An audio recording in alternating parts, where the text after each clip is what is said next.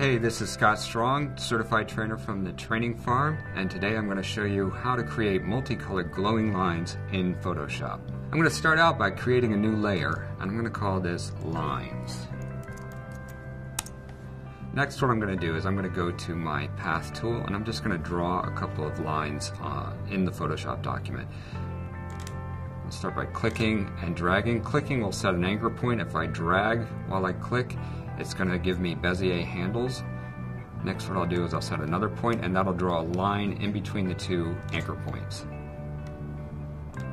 So I'm just going to draw some quick lines around the model.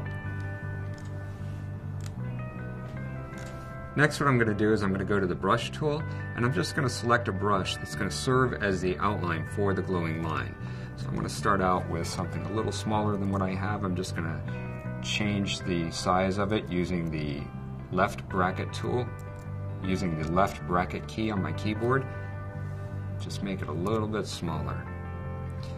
I want to have black and white in my foreground and color, with white as the foreground color. Next, what I'm going to do is I'm going to go over to the Paths palette.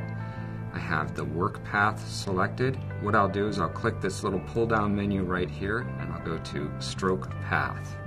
A little window will come up. It'll ask you what tool you want to use. You want to choose the brush tool.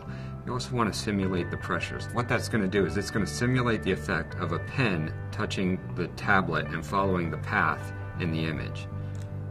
So I'll hit OK.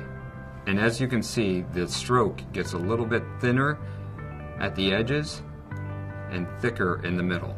I'll return to my Layers palette. And what I want to do now is I want to mask off the areas that are going to go behind the woman. I'll select a different brush for this. I want a hard brush, and I'm going to paint on the layer mask itself. You can tell that the layer mask is selected because it has these little brackets around the edge of the layer mask. Anything that I paint in black is going to become transparent. Anything that still remains white in the layer mask is going to stay opaque.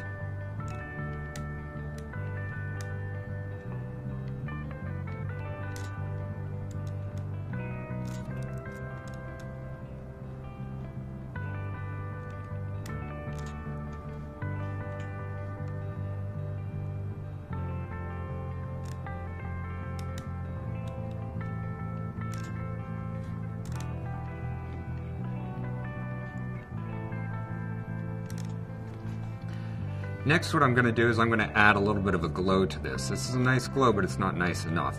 What I'll do is I'll double click in the blank area on the layer palette. It'll bring up our layer styles window. I'll select outer glow. This gives a little yellowish glow. I want to give it like a blue glow. So I'll click in the swatch there, and I'll just drag up to get a blue. Once I'm satisfied, I'll hit OK. Next, what I want to do is I want to expand the size of the glow out a little bit. You can already see it has sort of a lightsaber effect to it.